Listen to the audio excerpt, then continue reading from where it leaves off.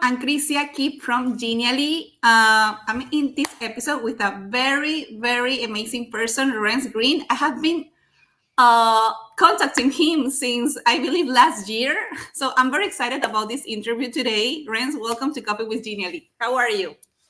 I'm doing well, Crisia. Thank you so much for having me. The storytelling guy. This is amazing. I have so many interesting questions from you, and I'm sure that our community is very excited to hear your experience and your insights about the storytelling. That I'm sure that they have read a lot about it in your book. You just launched a new course on a book, right? I did. So my book is called Instructional Story Design. So the course appropriately is called the Instructional Story Design Experience. It's a 6-week cohort at schoolofstorydesign.com. And we just had our first cohort go through this in April, May, and June of Wow. 2024. And man, they are loving it. And I'm so thrilled. I couldn't have asked for a better first cohort experience. We've been having a great time together. I have read amazing comments about that course and about your book as well. That your book has been recommended for people that they are transitioning to instructional design, that they are in instructional design field. So it is amazing, actually, to have you here so we can hear more about it. Thank you. So let's start. I would like to start with this question I ask everyone when we start this coffee with Genially. So how did your journey in the instructional design sector begin? Well, Chrisia, a lot of people now are getting degrees in instructional design, and that's wonderful. But a lot of us who arrive at instructional design get here a very circuitous way, and that is definitely my story. So, my background in education is in theater. I have a degree in Wow. acting. I have a master's in choreography, and I moved to New York City. And if you're around me for very long, you will hear me use a lot of theater analogies because I feel like there is a very strong connection Of course. between the world of theater and the world of training, because both of them focus so much on action. And we can talk a little bit about that today. And then I started in full-time ministry, ministering to young people who lived in inner city New York. And the way that I would connect with these young people was through storytelling. I would Wow. share personal stories with them, stories of faith. And because I loved them and cared about them, they would share their stories with me. And there's a beautiful kind of relationship we had with one another through mutual storytelling. Then fast forward a bit, and I got my first corporate job. Not my first, but like my post, whatever I was, job in corporate. It was 2008. I had just moved to Texas, and it was not a great time to be looking for a job in the U.S. because just a very difficult time financially for the country. And I landed a role in a health insurance company, and over maybe 2 years after working there, got a role overseeing compliance training. Now, I will say I did not go looking for a health insurance job. I did not go looking for overseeing compliance training. But when they hired me, what they wanted was a storyteller, Wow. transform their compliance training into a more story-based experience. So that is my short version of how I ended up in It was instruction. just for you, meant for you. Yeah. Totally. Wow, it is incredible how you mix like all this choreography, music, everything, and you can like align with instructional design. It's incredible. What a Thank you. background. So, what inspired you to focus on storytelling and instructional design? And what are your top techniques for creating engaging stories after this experience? Sure, sure. Well, I'll answer the first part of that. So really that first role of overseeing compliance training was where they requested that I, move their training to a story-based course, which was very intuitive for me. I was very focused on, bringing the story to life and then training with it. Um, and I loved it. I loved, um, I didn't know what e-learning was, but I learned how to, master that as well. I was a sponge. I just soaked it up. And, but I came into the industry with a very different set of glasses on. Um, I think that most of my I was training I was very intent on training people to do things. Okay. So when I think about the theater world that I came from, you know, it's all about action. It's all about watching people do things on stage and a story unfolds.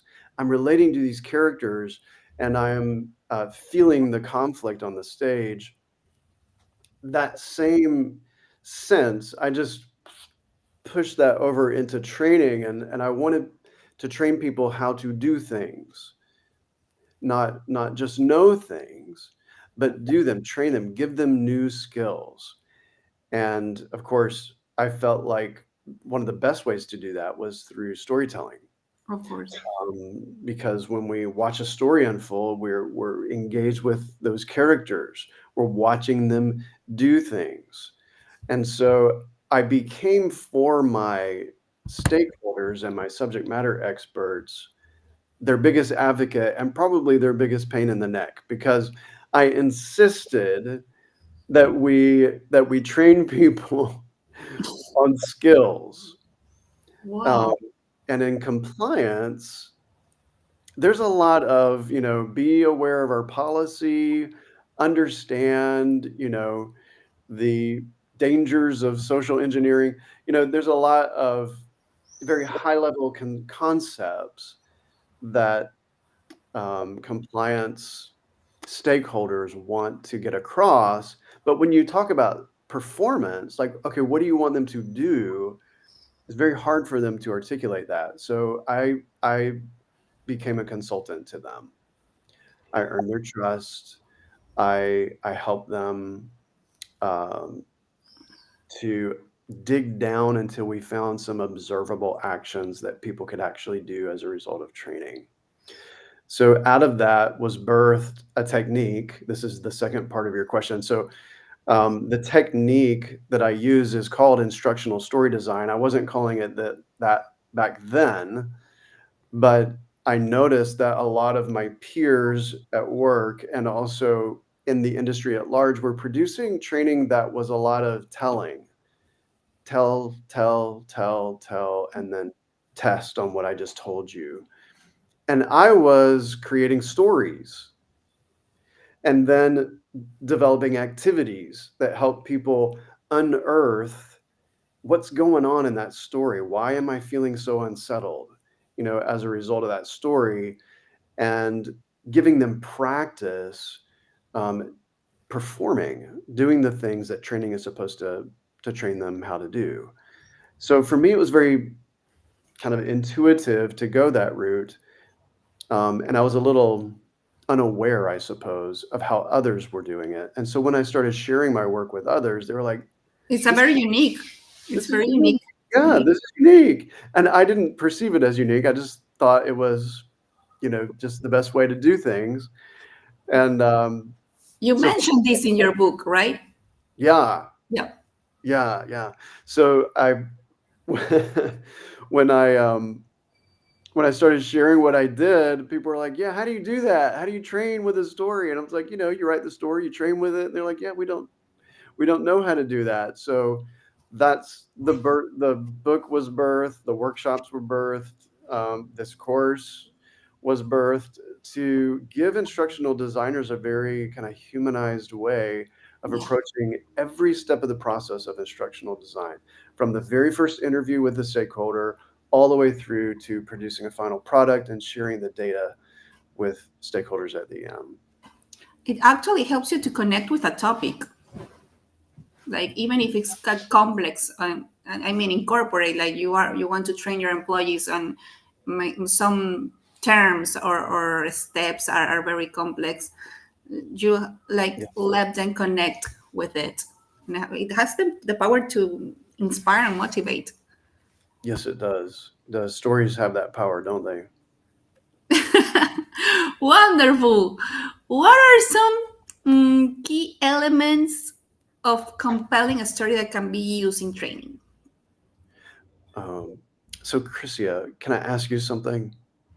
Yeah, When you like watch a story or think about the stories you like to read or watch or listen to or even tell, when you think about that, like what are the components of a story that make it a story, in your opinion? emotions, the Yeah, emotions, what making me feel.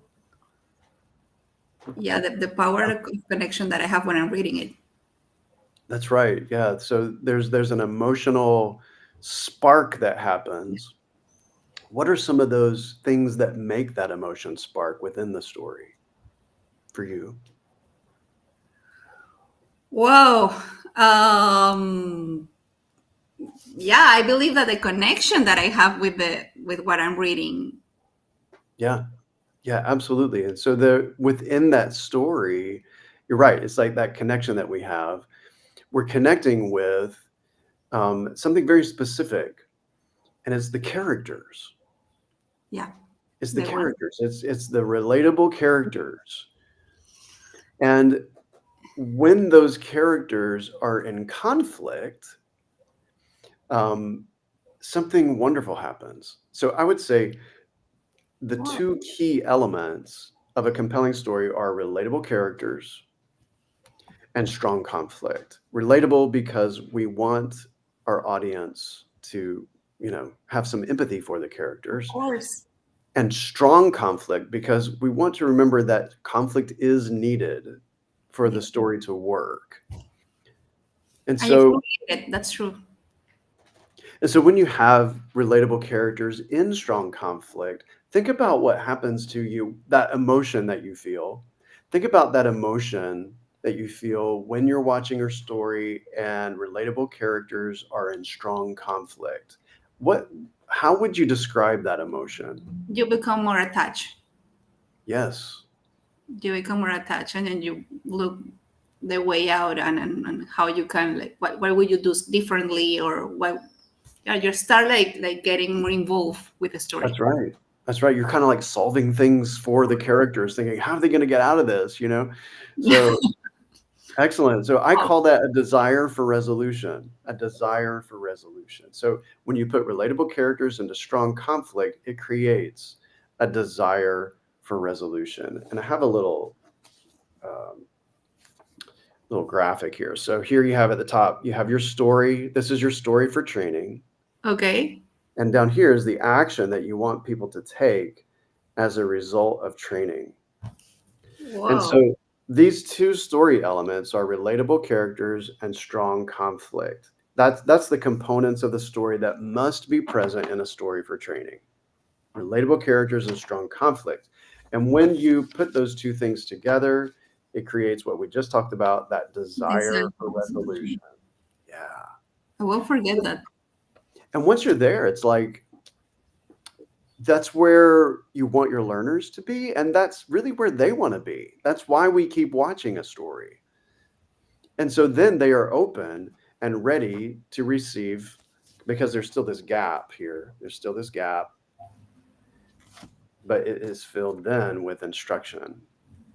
And that is what completes the connection between the story for training and the action that you want people to take, because you've created relatable characters and put them in strong conflict, which has created a desire for resolution, which opens them up for instruction and then inspires the action that they need to take as a result of training. Yeah, it actually motivates you to look out for the right resolution, or the right way to solve the problem. That's right. The training kind of serves as the resolution It's a itself. reward, I believe, like at the end, like the reward of all your training. Yeah. Wow. I, it's incredible. I'm actually thinking like all the like on my classes in my bachelor and everything, like how they put you in this kind of situation to solve this problem. It's incredible. Yes. So how can stories be tailored to fit different types of training content? Sure. So I would say, regardless of what the training content is, go back to the model. This is the story design model that we just went through right here. And so when you are creating your story for training, for whatever that training content is, your first step, and this is the first step I take as well, get to know who that audience is. Who is your learning audience? If you can get to know who your learning audience is, then you can create characters that they will relate to. Yeah. If you don't know your learning audience, it's going to be very hard Yeah. to create relatable characters. So get to know. I make an audience profile of every new audience that I speak to, that I train, that I am developing a product for. I am creating an audience profile because I want to know what they're dealing with at work. I want to know what their values are. I want to know what they fear. I want to know what they do in their spare time. I want to know who they are as people, not just brains, Of course. but as people. Who are they as people? And that will help me create characters that are relatable. And then the second thing I want to know is, what do I want this audience to do? I need to create an action list. So we talked about action here. This is the action we want people to take as a result of training. What are those action list items? It can't just be, you know the social engineering policy, right? You can't observe that. Yeah. But you can observe someone clicking, you know, clicking on the screen to report a phishing email, or you can observe someone who is um, smiling at a customer if it's a customer first policy type of thing. You know, get down to the observable actions and put those actions in a logical order to create an action list. And once you've got that action list in good shape, then you can put your relatable characters in conflict with the action list. Then you've got a tailor made story for any training. It's like to write the script before. To write the script, Yeah, the script of the story before like starting to like creating or the course in any tool. yeah, that's really astute, Chrissy. I do that. I create the story first. I create the audience profile and the action list, and from this, I produce the story. After I've created the story, then I develop activities that will give the learners opportunities to unearth for themselves, kind of discover for themselves what's going on in this story that isn't settling right, and then give them practice doing things in the way prescribed by the action list. So you're right. Story first. Story Yeah, first. to write everything first. So, what are some common challenges you see when incorporating storytelling into training or when creating these stories? How can they be overcome? Like some people, as they are starting with this new method, they haven't done it before and they would like to try it, Right. and they succeed. Right. Usually, the problem with a story that just is not working goes back to analysis. So either they don't know who their learning audience is, or they're not really clear about what they're supposed to do. And so the story kind of wanders around aimlessly, or the story is created with no conflict, and it just everything goes great. All the characters do everything right, and which is nothing like real life, because we are humans, we make mistakes, Normal. and because life is kind of um, gray, it has gray areas sometimes. It's not realistic. And so the story is kind of made in this vacuum, and it appears either stereotypical characters or the or everything just goes great. You read the story and it goes right over your head because or in one ear and out the other because okay, everything went great for you, so what? No conflict, no friction. I have no reason to keep paying attention to this story. And that is probably the most common types of stories that I see in training is that there is no conflict. They're No so smooth. Wow. conflict. Wow. What emerging trends do you see in the use of storytelling for training? And how do you stay current with these trends? I actually remember the ambassador who suggested this question because he said like he's always with all the trends. I'm writing posts on LinkedIn and he knows about everything. And the other ambassador told me like how he actually do to stay current with these trends. Like it's very difficult because the learning and development industry, there are a lot of things happening so fast and new things coming up and the AI and new tools, new techniques. So it is actually very interesting to see your opinion, to hear your opinion about it. Sure, sure. Well, Chrisia, I have kind of on my side, I have this time-tested technique of using stories to train, which has been used for time immemorial.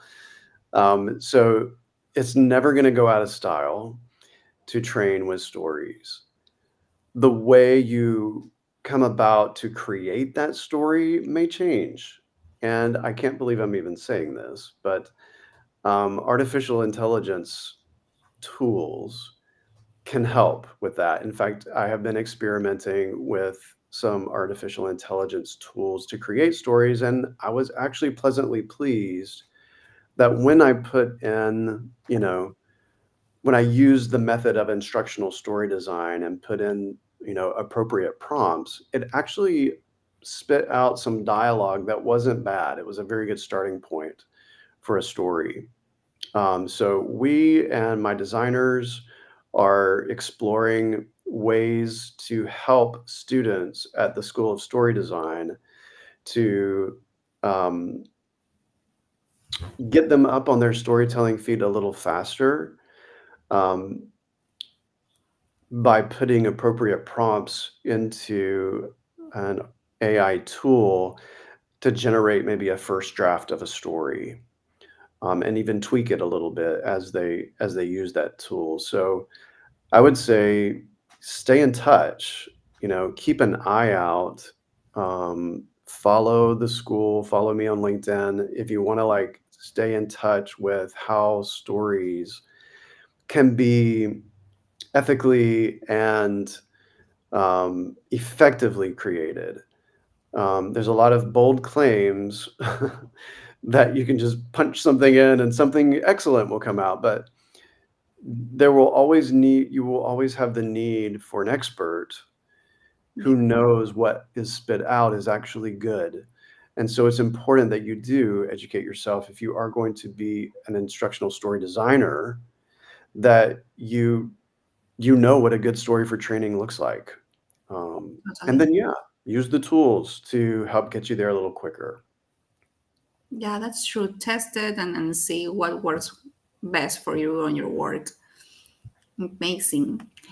Yeah. In your opinion, how can Genially help trainer create engaging stories, or how can be our tool? How can our tool help trainers to create stories from your Sure. experience you have seen?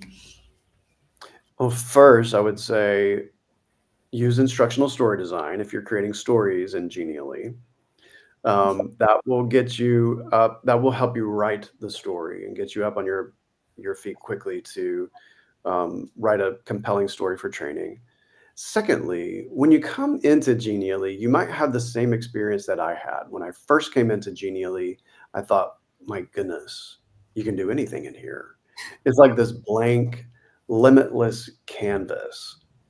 So spend some time outside of Genially sketch with pen and paper, write down some ideas, write down even like a rough storyboard of how you want um, your story to unfold. Because when you think about it, any kind of artistic, creative pursuit needs constraints. So when you think about the world of theater, you have a stage, you have the script, which constrains you. You know, you have budget, time, and you have these same constraints in your work. You know, you have a certain amount of time to get it done. You have a certain tools that you can work with. Within those tools, there's limitations. And so these constraints are wonderful because within those constraints, that's where creativity really blooms, really blossoms. So spend some time setting some constraints for yourself before you get into Genially. Then when you get into Genially, yeah, you can break those constraints, but you've got a good solid place to start from, a good idea of how you want that story to unfold, how you're going to produce it, what the output is going to be, what that end product is going to look like. And then you can choose the tools within Genially to create it in the best way, in the most efficient way. So I would say define your constraints first, then get into the tool and create the story. Yeah, and Genial has this blank Canva, as discussed before. Like you can create anything there. You have all your features right in hand, and then you have those templates if you would like to inspire yourself. Like it is actually amazing. If you have everything in a draft, or you created your sketch, it's easily to put all your thoughts and everything on that Canva. Yeah, awesome. Amazing. So, do you have any advice for instructional designers on utilizing storytelling in training? Yeah, I would say if you walk away from this coffee chat and you remember anything, I would say remember this: get to know people. So you're working with stakeholders. Get to know those stakeholders as people. You're working with subject matter experts. Get to know them. Establish trust with them. You're working with your own team. You know, establish rapport with those people.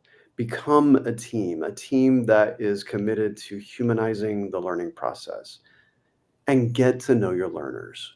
If you know who you're designing for, you're going to be able to design training that meets them where they're at, and they're going to look back and say, hey, whoever designed this, they get me.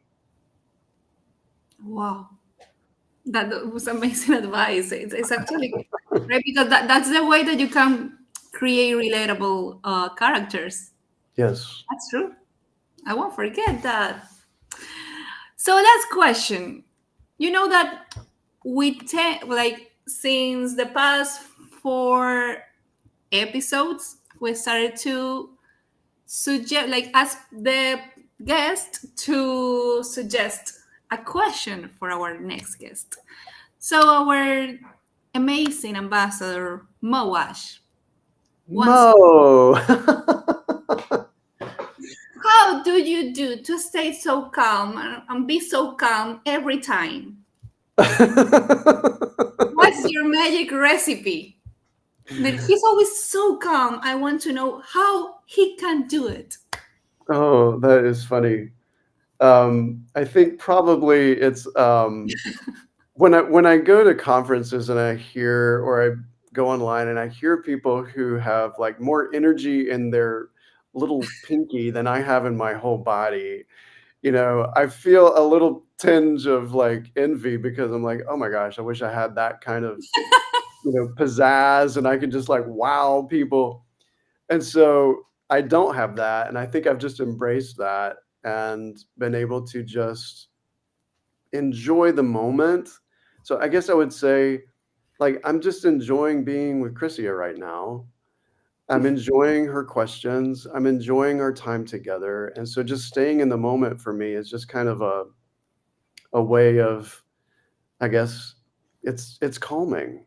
I don't have to worry about what people are thinking about me. I'm just enjoying being with them for the moment. So I don't know if that answers most question very well, but You only um, live once. Enjoy the moment.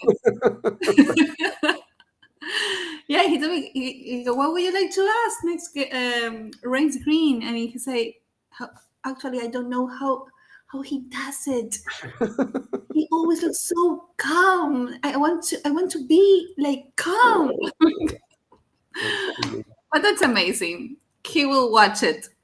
I will let him know Good. as well. Like there I is a know. magic. I hope Enjoy I the answered your question well. moment. So, what would you like to ask our next guest? It's your turn. Sure. I would ask, so your next guest might have something to do with digital learning, and I would be interested in hearing their opinion about adaptable learning. So I guess my question would be, um, do you think that adaptable learning is achievable? And if so, how do you think it will play out? Wow, that's a great one. I look forward to hearing his answer. I will do it. I will do it. I will let you know so you can check out his answer. Yeah, you may want to give him a little heads up that I am going to ask him that question before he comes and interviews with you. So he has an answer prepared. No, no, no. I will let him know anything. I didn't like send you an email about there is a question here about what does say some count. But thank you very much, Renzo, for this interview. I enjoyed it a lot. I'm sure our community who is watching it right now is enjoying it as well. And thank you for sharing your experience, your insight in storytelling. I actually learned a lot of things today. So for me, it's actually kind of inspiring. And congratulations for your course and for your book. I know that your book was first and came up first, but I still reading and some amazing comments and people still reading your book, and so this is actually amazing. Thank So you. congratulations and thank you so much for being here today with me and with the Genially community. And I hope we can do some things together with Genially and your storytelling method. Yes, thank you so much, Chrissy. It's been delightful talking with you. And yeah, I look forward to doing something else with you later. Hello, Genially people. Thanks for listening to me today. Amazing. Thank you so much, everyone, for watching it. And let's see, yeah, the next episode of Coffee with Genially next month. Bye bye.